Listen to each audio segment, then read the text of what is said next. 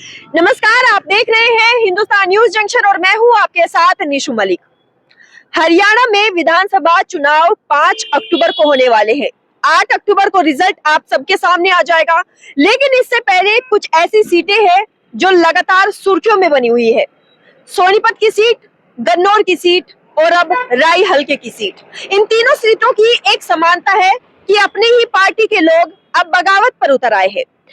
विपक्ष अक्सर विपक्ष को घेरता है, लेकिन इस बार कुछ ऐसा हुआ है टिकटों के वितरण के बाद कि अपने ही अपनों को घेर रहे हैं। राई हल्के से पिछली बार जयतीरथ दहिया को टिकट मिला था, लेकिन आंतिल इसी में बगावत पर उतर आए थे कि हम पिछले कई सालों से टिकट की मांग कर रहे हैं। आंतिलों को हर बार अनदेखा किया जाता है, इसी वजह से आंतिलों ने ही कांग्रेस के खिलाफ वोट डालने का काम किया था। ऐसा ही कुछ इस बार सोनीपत की सीट पर भी देखने को मिल रहा है कि बीजेपी के कार्यकर्ता खुद बीजेपी के प्रत्याशी के खिलाफ उतर आए हैं, क्योंकि कांग्रेस पार्टी छोड़ने के बाद निखिल मदान अब बीजेपी में शामिल हुए और आते ही उनको टिकट मिल गई। जो पुराने कार्यकर्ता थे जैसे ललित बत्रा, कविता जैन, राजीव जैन, तरुण देवीदास जैसे ऐसे कार्यकर्ता थे जो लगातार सक्रिय थे ताकि उनको टिकट मिल सके, लेकिन बीजेपी ने अनदेखा कर दिया। जनता का कहना है कि इस बार बीजेपी ने पैसे देकर टिकट ली है, यानी कि 100 करोड़ में टिकट बटी है। और ऐसी बगावत के सुर आए थे गन्नौर सीट से। गन्नौर सीट से देवेंद्र कादियान लगातार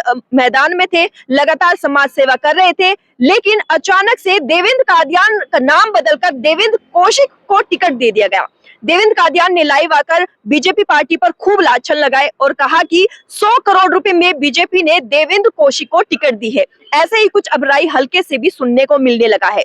जय भगवान आंतिल जो समाज सेवी थे, लगातार काम कर रहे थे, लेकिन अब जनता कह रही है कि जय भगवान आंतिल ने भी टिकट जो है पैसे देकर खरीदी है। कुछ समय पहले जय भगवान आंतिल जब कांग्रेस पार्टी में शामिल हुए थे और समाज सेवी बनकर उभरे थे, तो कहा जा रहा है कि 16 किले जमीन बेचने के बाद वो समाज सेवी बने। अब जनता कह रही है कि जो जमीन बेचकर आया है वो भला समाज सेवा कैसे करेगा। अगर वो राजनीति में आ जाते हैं और विधायक बन जाते हैं तो जाहिर सी बात है वो पहले अपने लिए जमीन खरीदेंगे, उसके बाद जो समाज सेवा के रूप में उन्होंने पैसे लगाए हैं वो बटोरने का काम करेंगे। जनता एक ही सुर में कह रही है कि पहले जो पैसे लगाए हैं वो कहीं ना कहीं कमाई का जरिया बन रहे हैं। राजनीति एक ऐसी ही चीज है जिसमें पहले लोग लालच देकर आते हैं, उसके बाद अपना भला सोचते हैं। आप पहले जनता की राय सुनिए और जानिए कि जनता क्या कह रही है, उसके बाद हम आगे की रिपोर्ट बताएंगे। वो कह रहे हैं, वो भी कह रहे हैं, मैं भी बस चला रहा हूँ, चक्की चला रहा हूँ, तेल निकलवा रहा हूँ। जैनपुर गांव में हेलो, वो 3 महीने सुन पहले, वो 3 महीने से आया, ये 5 साल से कर रहा है सेवा। अच्छा, वो कह रहे मैं तो पहले से चला रहा हूँ। 3 महीने से 3 महीने में इसकी पास उसने फिर भी पैसे देकर टिकट नहीं उसने। नेताओं के पास तो बहुत पैसा है, आपके हमारे पास नहीं है। 10 करोड़ का पीछे देकर कौशिक साहब का बस। तो नहीं, चलो कौशिक साहब का तो मान भी सकते कौशिक साहब अपने भाई को इसने ही आंतिल साहब ने। अच्छा, जय भगवान आंतिल ने। जय भगवान आंतिल 16 किले बेच चुका है। अच्छा, जमीन बेच के लड़ रहे हैं, चुनाव लड़ रहे हैं। तो क्या जमीन बेच के फिर फायदा नहीं होगा? जमीन बेच के दुगनी लेंगे ना, एक रात में इतनी बना देंगे। अच्छा, जीतने के बाद जनता को पहले लूट नहीं जाती को नहीं मिली। उसके पास तो पैसा था, फिर उसको क्यों नहीं मिला? उसका बेटा तो काफी, उनके बेटे तो काफी, कोई जो पैसे ज्यादा देगा ना उसको देंगे ना। हाँ, मैदान में भी थे ना। आप जो पैसे ज्यादा देगा उसी को तो टिकट देंगे। जय तीरथ से भी ज्यादा पैसे थे जय भगवान के पास। जय भगवान ने ज्यादा दिए होंगे तो भी तो उसको टिकट दी है। जैसा पिछली बार हुआ था जब जयतीरथ दहिया को टिकट मिली थी तो आंतिलों ने जमकर विरोध किया था। जसपाल आंतिल ही थे जिन्होंने अपने ही पार्टी के खिलाफ वोट डलवाने का काम किया था। ऐसा ही कुछ राई हल्के में भी दिखाई दे रहा है। दरअसल राई हल्के में पहले बात चली थी जयतीरथ दहिया को टिकट देने की। उनका बेटा लगातार मैदान में था, लेकिन अचानक से कांग्रेस पार्टी ने जय भगवान आंतिल जो समाज सेवी थे उनको टिकट दे दी। अब टिकट मिलने के बाद आंतिल में ही कहीं ना कहीं फूट पड़ गई है, क्योंकि कुछ आंतिल ऐसे थे जो 15-16 सालों से लगातार पार्टी की सेवा कर रहे थे, लेकिन अचानक से 3-4 महीने पहले ही आए हुए एक कार्यकर्ता को टिकट देकर कांग्रेस ने खुद अपने ही पैरों पर कुल्हाड़ी मार ली है।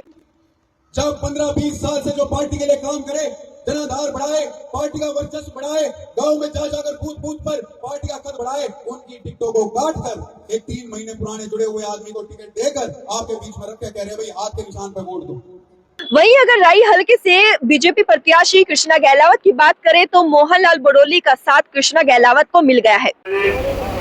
इस विधानसभा के संयोजक योगेश जी, यहाँ के प्रभारी विस्तारक तीनों मंडलों के अध्यक्ष और आसपास से आए हुए सभी कार्यकर्ता साथी और विशेष रूप से पूर्व मुख्यमंत्री साहब सिंह वर्मा जी के भाई, यहाँ पर उपस्थित सभी भारतीय जनता पार्टी के कार्यकर्ता आज जो हवन यज्ञ के साथ आज इस प्रोग्राम में शामिल हुए, मैं आप सबको बहुत बहुत बधाई और शुभकामना देता हूँ। आज जिस प्रकार का वातावरण इस राय विधानसभा में बहन कृष्णा के नाम से बना, कमल के फूल के लिए बना, और आपने पहले भी जिस प्रकार से बहुत बड़ी जीत राय विधानसभा से की थी, उसी प्रकार से फिर दोबारा कमल का फूल राय से खिले, इसके लिए मैं निवेदन और प्रार्थना करने आपके बीच में आया। कार्यालय के उद्घाटन पर जमकर भीड़ देखी गई, खूब शक्ति प्रदर्शन हुआ, लेकिन दूसरी ओर जो कांग्रेस के प्रत्याशी है जय भगवान आंतिल, वो अकेले पड़ गए हैं। जय तीरथ दहिया अपने बेटे की टिकट कटने के बाद अब खामोश हो गए हैं, तो दूसरी ओर जसपाल आंतिल जो लगातार टिकट की मांग कर रहे थे, वो भी अब कहीं भी नजर नहीं आ रहे हैं। यानी कि आंतिल को टिकट तो मिल गई है, लेकिन आंतिलों का साथ कहीं ना कहीं छूटता हुआ दिखाई दे रहा है। दूसरी ओर दहिया भी अब कांग्रेस पार्टी से पीछे हट गए हैं।